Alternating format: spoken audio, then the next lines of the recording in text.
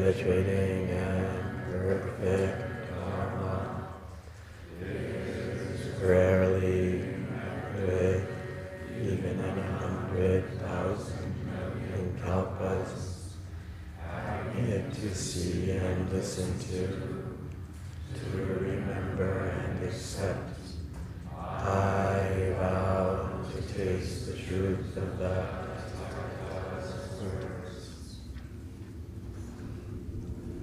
Good morning. Welcome to the San Francisco Zen Center, Green Gulch Farm, Green Dragon Zen Temple. Good morning.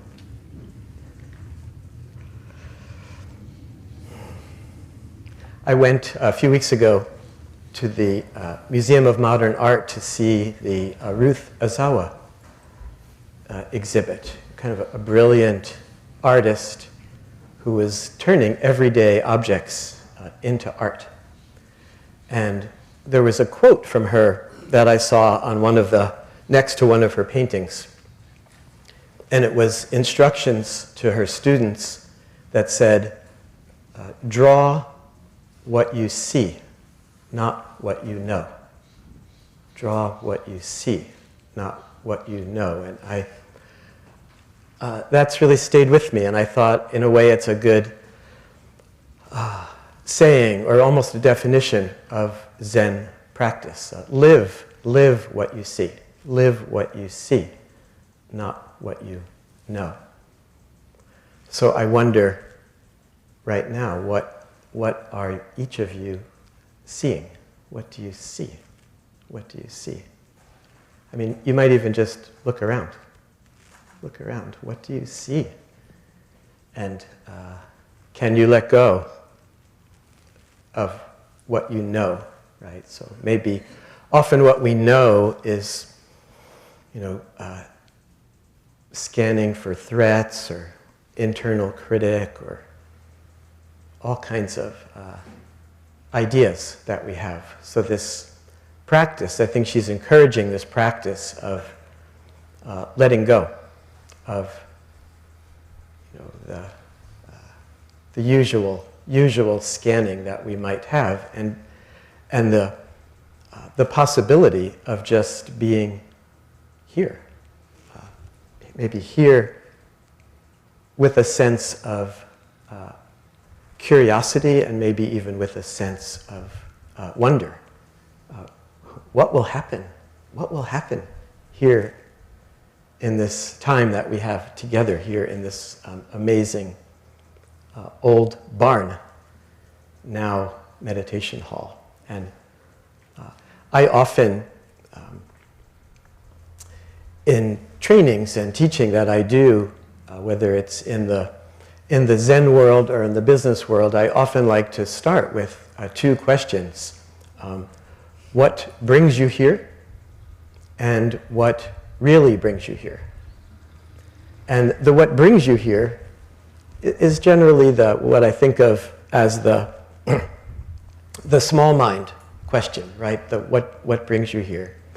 But then the inserting the what really brings you here is an invitation for a different perspective, what really brings you here? And then the question is, well, what do I mean by here? Here in this particular place, Green Gulch, this Zendo, or out to Green Gulch, or what brings you here, wherever you are in this place in your life right now, or the bigger. What brings you here? How did you get here? I don't know the answer to any of those questions. Like how did I get here?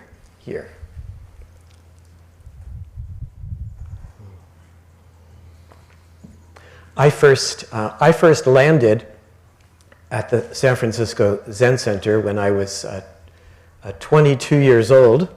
I took a 1-year leave of absence from Rutgers University in New Jersey, and and somehow that, that 1 year turned into 10 years of living here at the Zen Center. And I started at the city center, and then I went to Tassajara. And I felt like I was just beginning my time at Tassajara when I got tapped on the shoulder and was informed that I was going to Green Gulch, this place called Green Gulch Farm.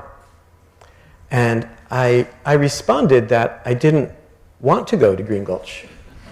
And these were different times then, and the response was, you're not being asked. And then I found out that I was coming to Green Gulch for the purpose of figuring out how to farm with horses.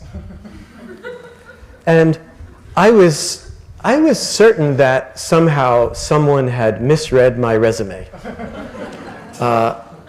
Despite that I was from the Garden State, and despite that I liked gymnastics, and I did a little bit of work with horses, but not the kind that moved at all. So I was like, I thought someone had made a mistake here.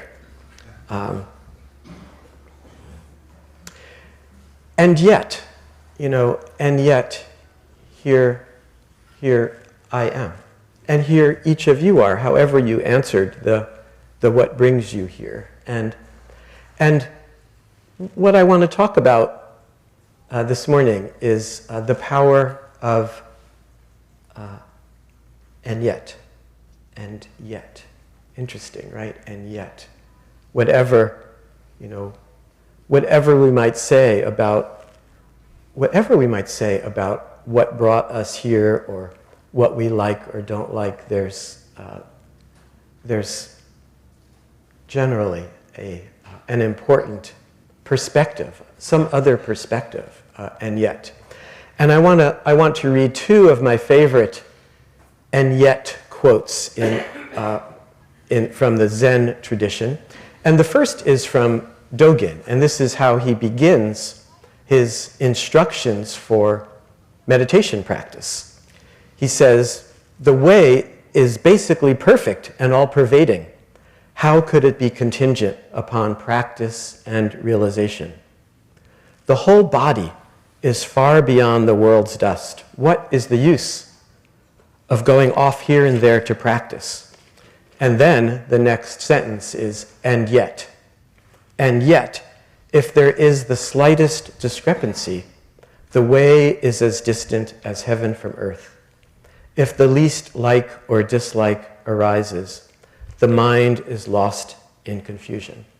So in some way he's saying, fundamentally, we all are awakened beings. There's nothing missing. There's nothing lacking. And this is a fundamental truth, and I think a fundamental conflict within the Zen tradition. And to me, it's interesting. Zen, I just think, is a code word for being human. The whole objective of Zen practice is how to be more human, how to be fully human, or maybe how to be fully ourselves. And so Dogen is starting, by saying, we are all fundamentally free, awake, perfect, just as we are beings. And yet,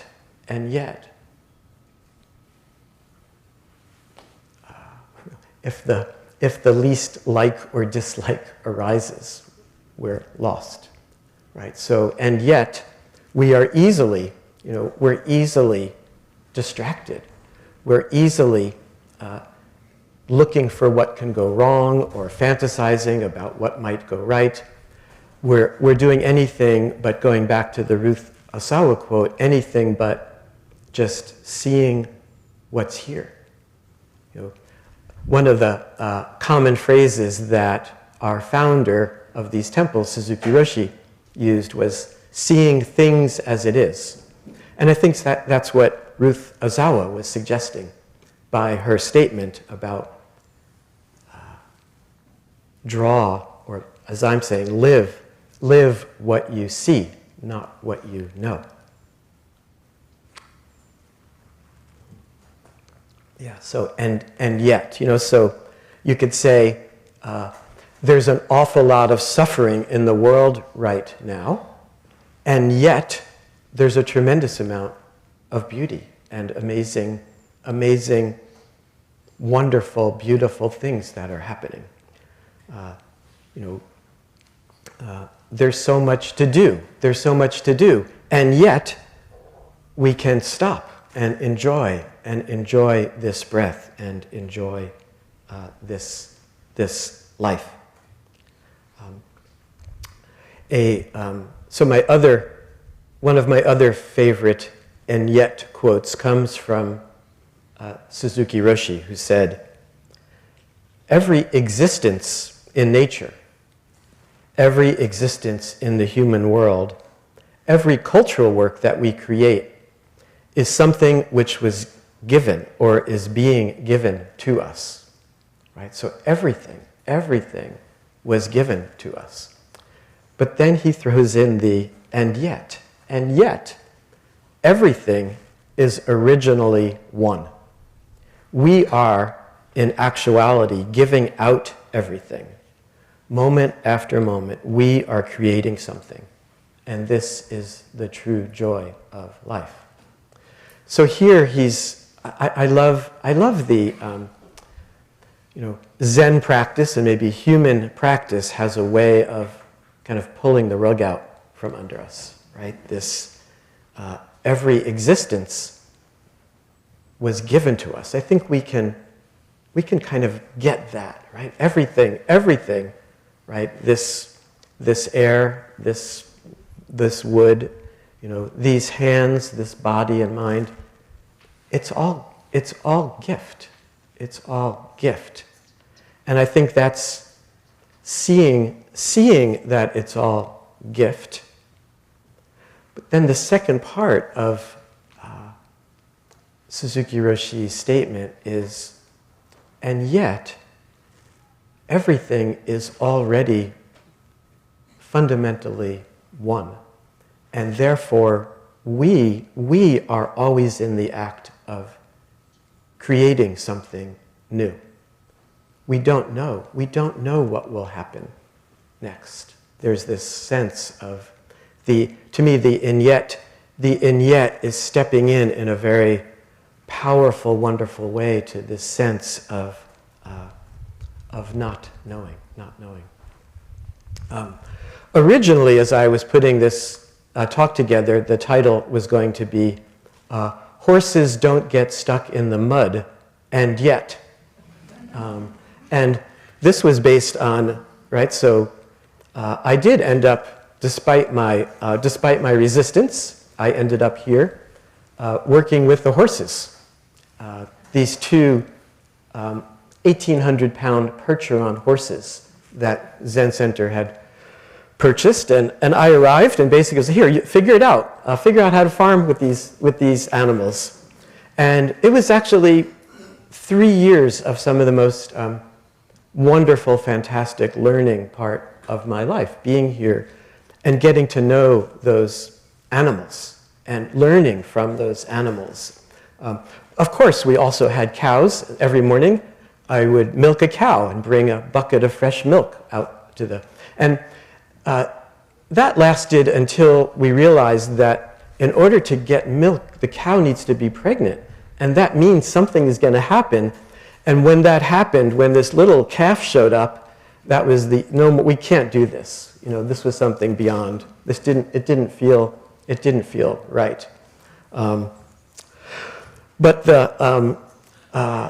one of my favorite stories from that time was I was actually standing right over here when someone came running up to me and said, "Marc, there's a horse stuck in the mud." And I said, "Horses don't get stuck in the mud." And they said, come look.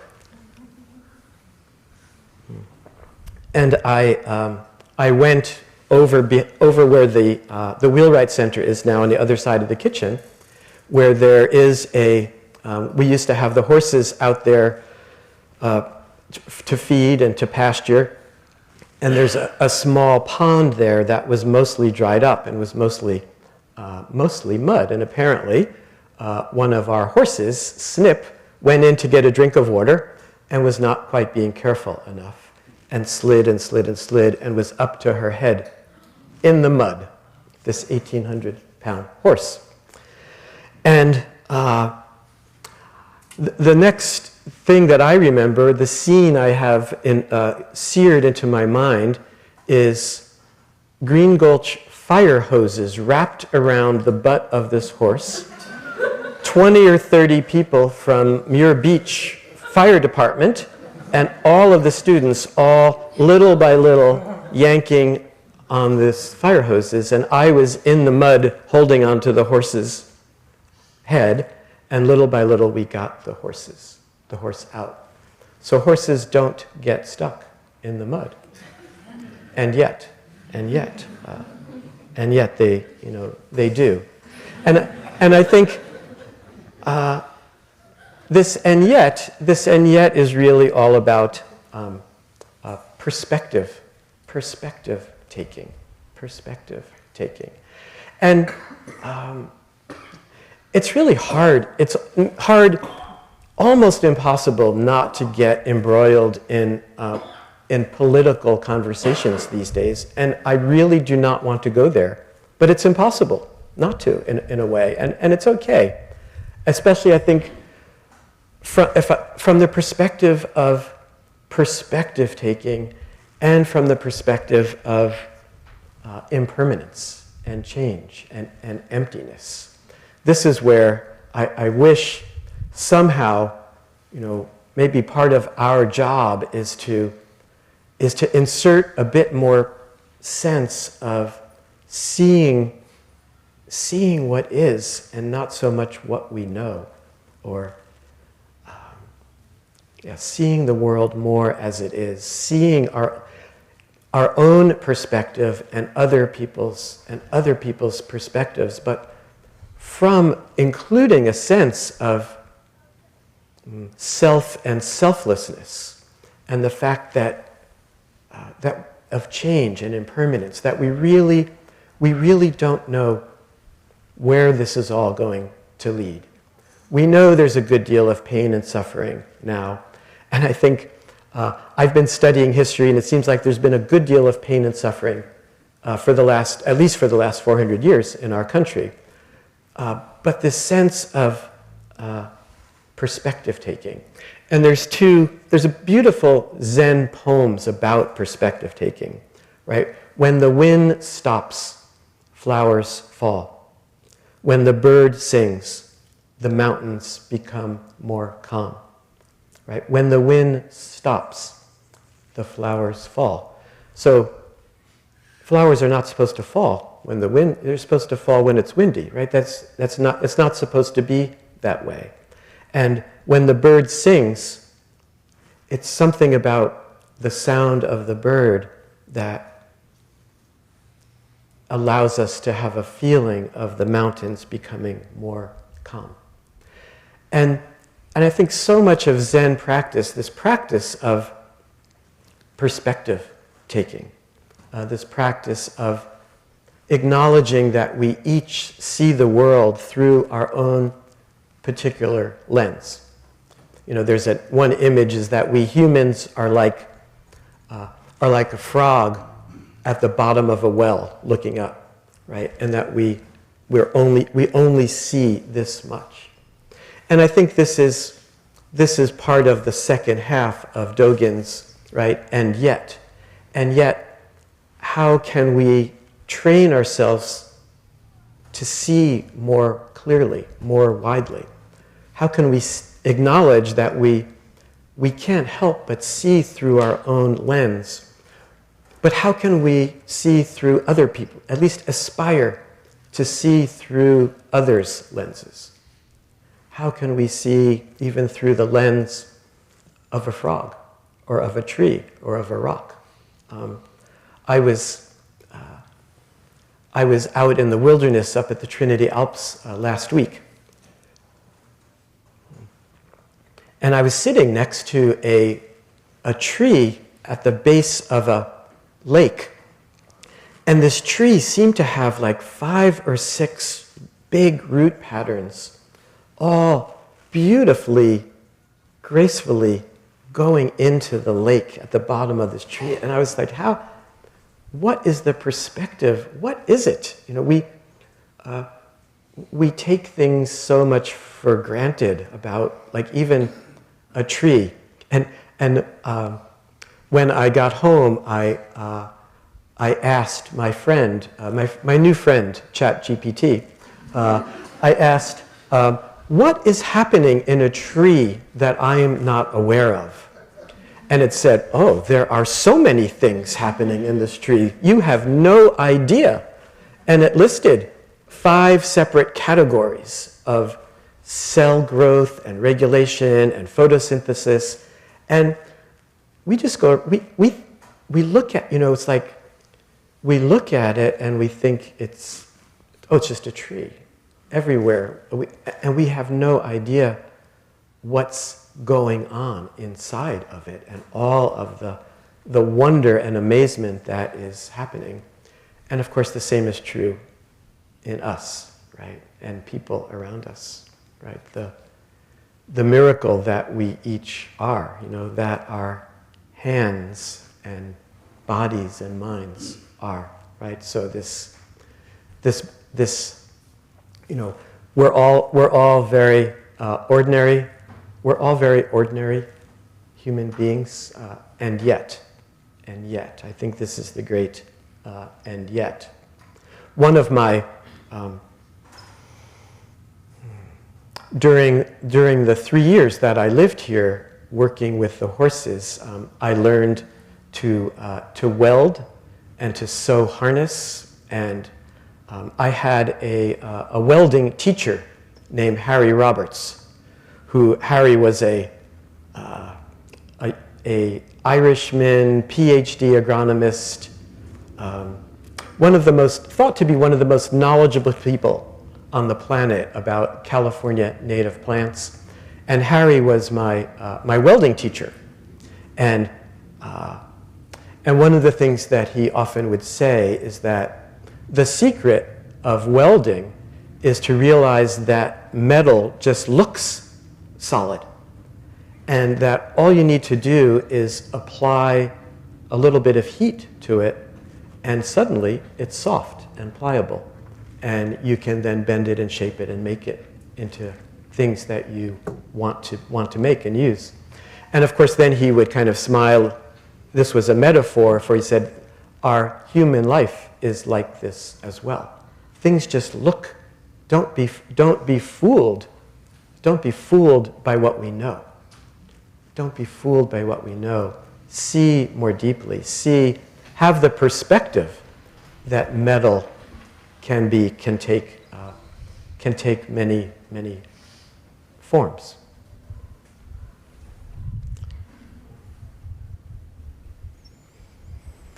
Yeah, so this practice of perspective taking. There's a famous Zen, it's funny, I always have to laugh at myself when I say these stories are famous. They're famous in a very thin slice of the they're famous between me and Jiru, you know.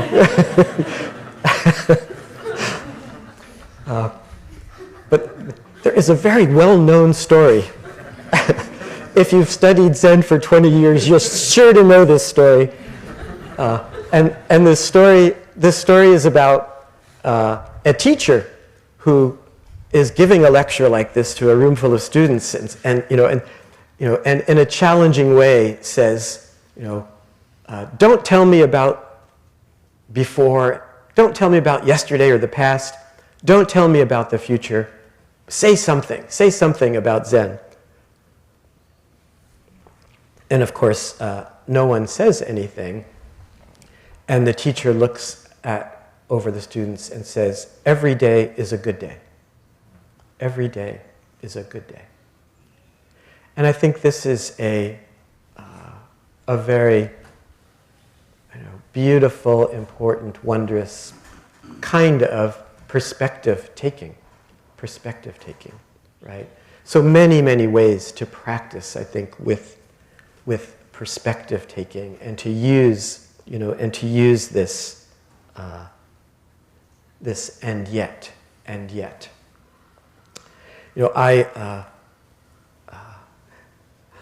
I was once in the process of developing a program to train mindfulness teachers in the business world.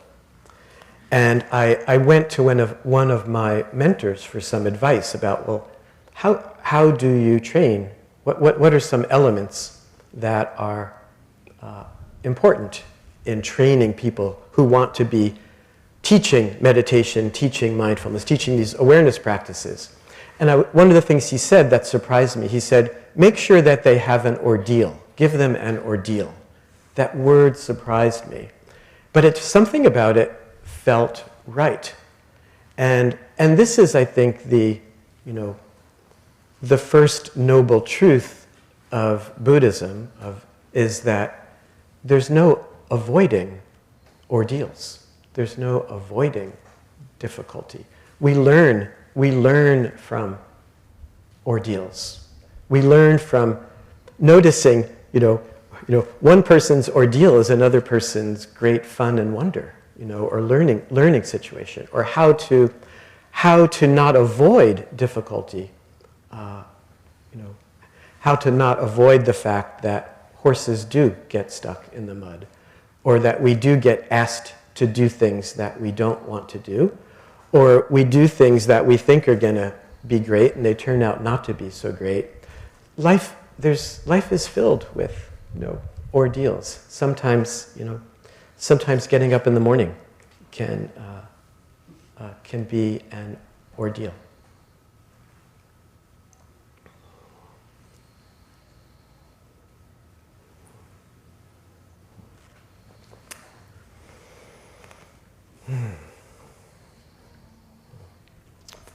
One of the more memorable things that happened for me while I was a young student living here and taking care of the horses, or maybe the horses were really trying to take care of me. They really wanted me to do it right. But one day I got a phone call from my mother saying that my father was quite ill, and I decided I needed to go back to New Jersey to go see about how to take care of my father. And one of the really memorable things was I had such a terrific support system here while those 3 years that I lived here at Green Gulch, and I would say the whole time that I lived, the 10 years that I lived in this community, it's amazing the support that would arise to help meeting these ordeals, these challenges of life. I had a variety of horse mentors, people, I would drive up regularly up the coast and go help Harold Hart. He taught me how to use his tractor, and I would clean out his stables, load his horse manure into a big flatbed truck, and drive it back down to Green Gulch and unload it into our compost bins. When it came time for me to go back east to be with my father, there were two very senior women here who were like, I don't know, kind of almost like I call them my support system, almost like my angels. So when I arrived in my father's hospital room in a hospital in New Jersey, my mother and my brother, my older brother, really didn't quite know what to do, and I didn't know what to do, but these two women who were here at Green Gulch, they knew what to do, and they told me. I reported that my father was completely disoriented, was highly drugged, and they had him literally tied to the bed so that he wouldn't get up and wander around the room because he was so highly drugged and disoriented. So these two women friends of mine said, "You are in charge. The doctors aren't in charge. and let them know that. Tell them to stop giving your father drugs, untie him, and have a real conversation with your father about what is actually going on. Which was, I learned that he probably had, weeks or maybe at the most months to live. He was a pretty advanced form of cancer. And somehow, with the help of these women, I was actually able, and my girlfriend at the time came with me. We had just started living here together, and somehow I needed that support as well, and she was tremendous support. And now my wife, and my father had been really not very happy about me dropping out of Rutgers and coming to the Zen Center. In fact, somewhere, disappointed and quite angry at that choice, and also I think completely puzzled. But as my father came to, and I was able to have a real conversation with him about what was happening. I told him, we're in the hospital, you have really advanced cancer. I always like to hold out hope. We don't know what will happen, but you probably, have a limited time to live. And this became one of the most important conversations, with my father, and maybe in some way in this lifetime. My father looked at me and said, "I completely don't understand what you are doing. But whatever it is, keep doing it. Keep doing it." That there was that was for me, maybe, I don't know if it was the first time, but a time when, I was just a young Zen student trying to figure out how to survive with the horses. But I feel like there was some feeling that that I was carrying that I didn't even know, that my father could feel. And I think that's one of the reasons we practice, is to cultivate some way of being, in the world. I loved the film A Complete Unknown, the story of Bob Dylan. And in the early part of the film, he goes to visit Woody Guthrie, and Pete Seeger's sitting there, and Pete says, "What are you doing here?" And Woody Guthrie, or young Bob Dylan looks at Woody Guthrie and says, "I'm here to catch some sparks. I'm here to catch some sparks." And I feel like we come and sit and live in community to catch some sparks. And I feel like I've had this amazing, unbelievable opportunity, that the number of teachers and mentors and angels, support people that I've had in my life, that I've caught sparks from. And I hope that I have, that I can give off a few sparks now and then. And I feel like my father, something happened there with my father. And yet, right? So my father was really angry with me, and yet, right? And yet something happened. So the core practice, and I think it's not talked about so much, or at least I don't know that the language of perspective taking, right? Perspective taking. And whatever phrase, that, live what you see, live what you feel. Don't be caught by what you know. Don't be caught by our own wanting things to be different somehow than they are, and yet aspiring for things to be very different than they are, but in some very open, positive, more kind of wondrous way.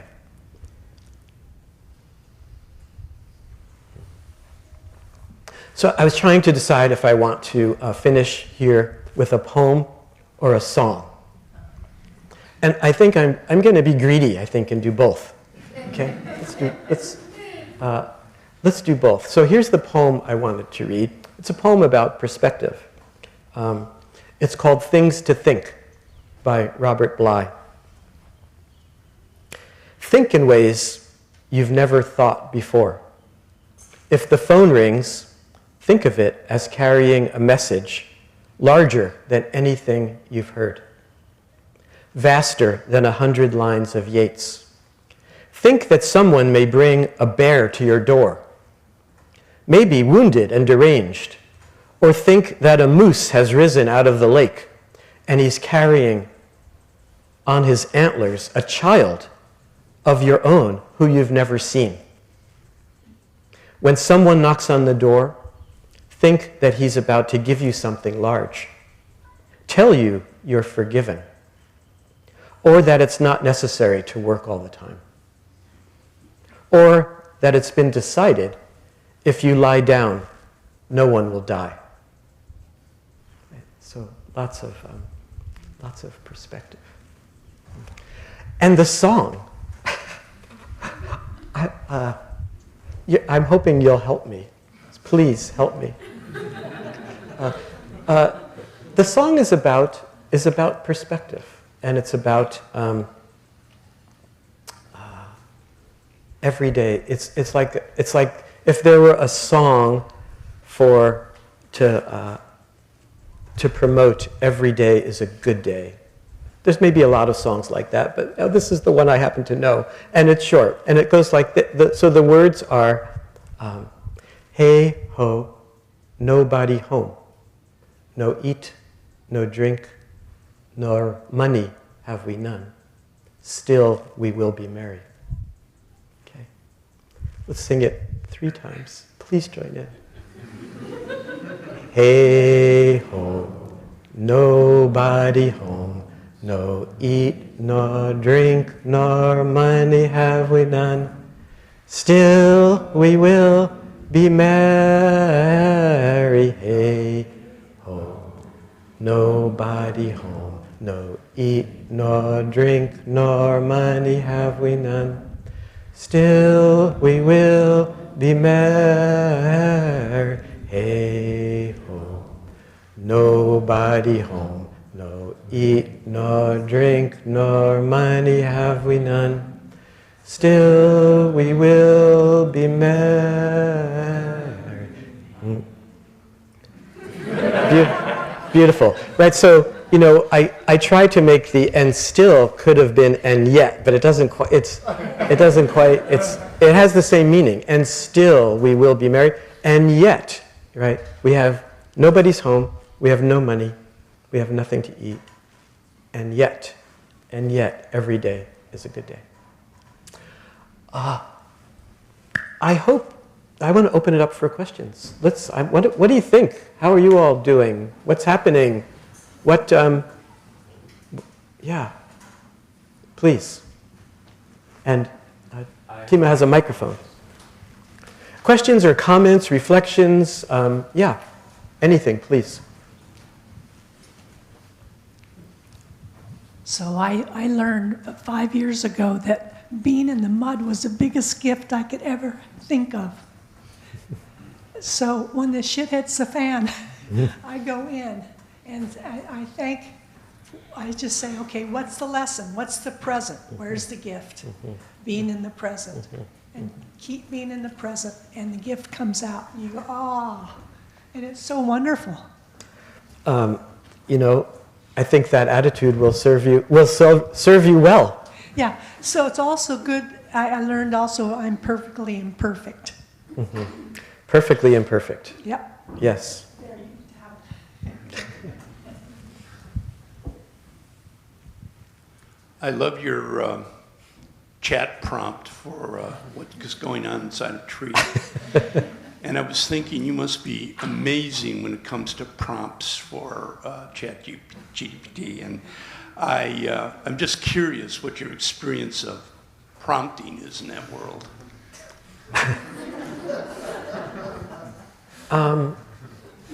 I'm really new at it, and I'm learning, and I'm kind of amazed. I do feel that I think people who know a lot more than me, who say this is going to be a really tremendously transformative technology, I think they're right. We don't know, and so I feel some responsibility to, I still remember when the first person came into my office to show me this thing called the internet. Literally, I was running a greeting card and calendar company. It was the late 80s, and I remember thinking, who needs this? So I'm trying not to make that same mistake. And I do think it is I'm finding it to be a pretty amazing just tool, a tool for things, as the internet is, as my phone is. But I think there's something, again, it's interesting how much, it's good to keep in mind, especially in the political world, it's good to keep in mind that we can't predict the future. We really don't know what's going to happen in our own, we don't know what's going to happen next here. Maybe maybe there's an opera singer here who's going to stand up and start singing. We don't know what's going to happen. And it's something about that not knowing, that's the the end yet is a way to help us to not be so sure of things. And I've been enjoying the tool a lot.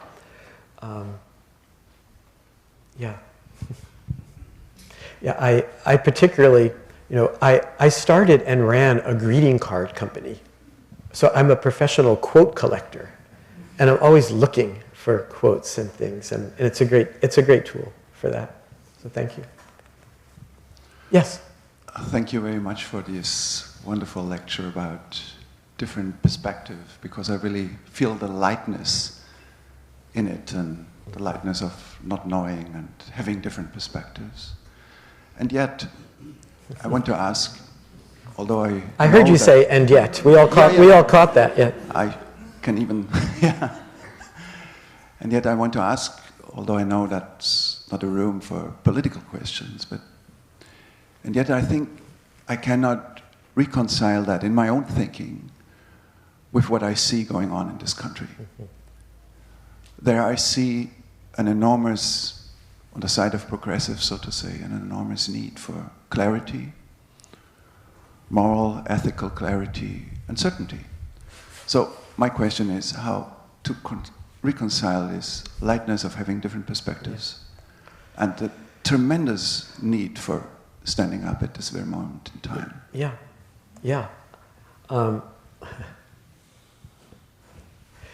In a certain way, I don't think these things can be reconciled, and there's something about, and I think to me this is one of the real gifts, one of the core, practices or insights of Zen practice, again, which human practice, allowing ourselves to feel the pain of what's happening, to not shy away from just how messed up, difficult, painful, crazy it is what's happening in our world right now. But in some way, it's been like, but it's our parents, my parents certainly lived, my parents lived through, the bombings of Hiroshima and Nagasaki and the Hitler and back and back and back. And yet here we are. I think we can see we can see and imagine living in a peaceful world and yet. So I think to me, I hope that this practice allows us to feel the pain, even to, it's okay to rail and be angry at times. Anger's okay. Anger and pain are, I think, important responses, as are love and possibility and connection and perspective taking. I think that's the, for each of us to bring those sparks, to generate those sparks as much as we can of love, of possibility, of connection, but also I think of being angry about what we're seeing and feeling the pain of what we're seeing. That's I don't know what else. That's all I've got, But thank you for that. Yeah, there's and it's not to be avoided, right? It's not to be avoided. So I appreciate you bringing up the question, and you brought it in very delicately, which I also appreciate. So thank you. Yeah.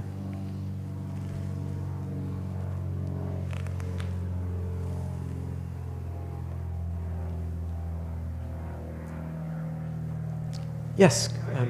Wait, just Timo's going to give you the microphone. I think ChatGPT is quite capable, and yet, is ChatGPT capable of saying "and yet"? Yeah. I think it's quite capable of saying "and yet," but what I thought, where my mind went to is, I think we really are suffering as a culture from a lack of human contact. So it's beautiful,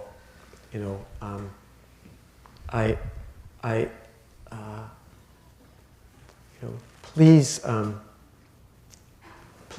mingle with each other. After in a moment I'm going to stop talking and leave, and you should talk to each other and come out and have tea and talk. There's something. I know it's hard and scary, right? I think it's one of the shadow sides of our technology is the lack of human connection. So that worries me about our world. I think it's community and human connection so vital, I think.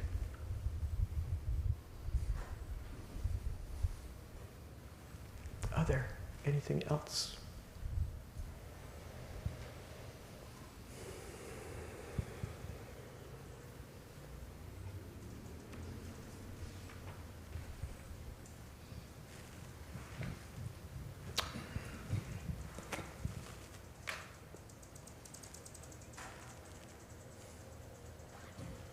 Let's sit quietly together for a few minutes.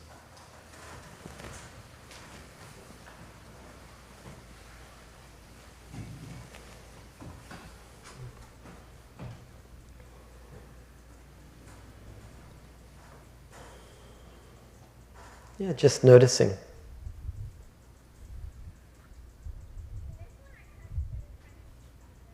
Whether your eyes are open or closed, what are you seeing right now?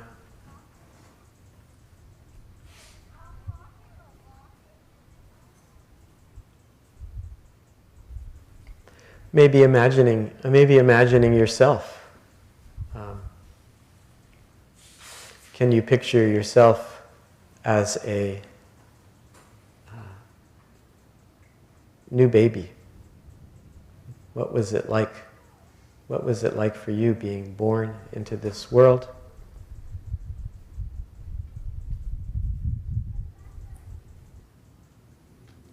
Can you remember or picture yourself as a young child? Maybe, as a 10-year-old or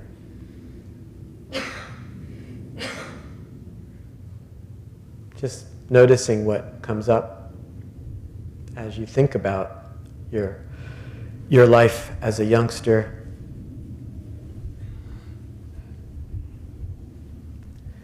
And maybe think about imagining, using, it's amazing, our own imaginations, right? More powerful perhaps even than ChatGPT, our imaginations. Can you picture what might your life be like in 5 years from now? 5 years from now, where might you be? Who will you be with? What will you be doing?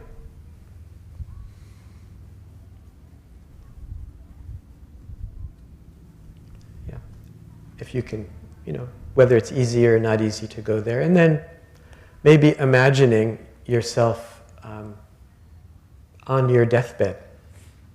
Imagining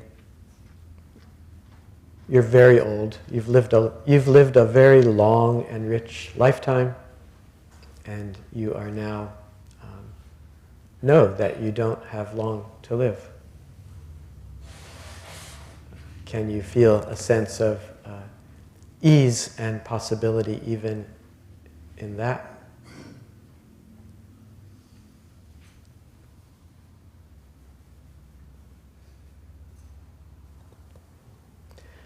And then letting go of all of those images and being here right now. How are you?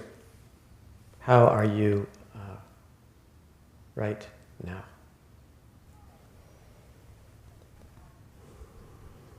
Can you feel your breath? Can you feel your whole body? Your whole body.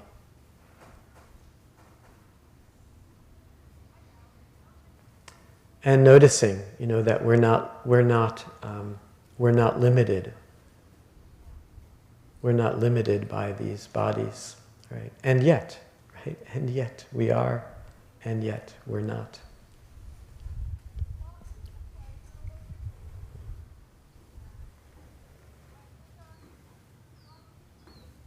Yeah, live what we see and feel, and not so much what we know or assume.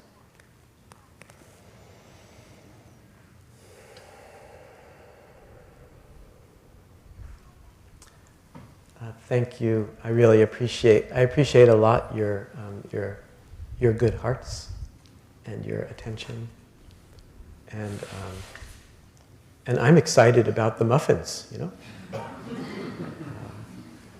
Thank you very much.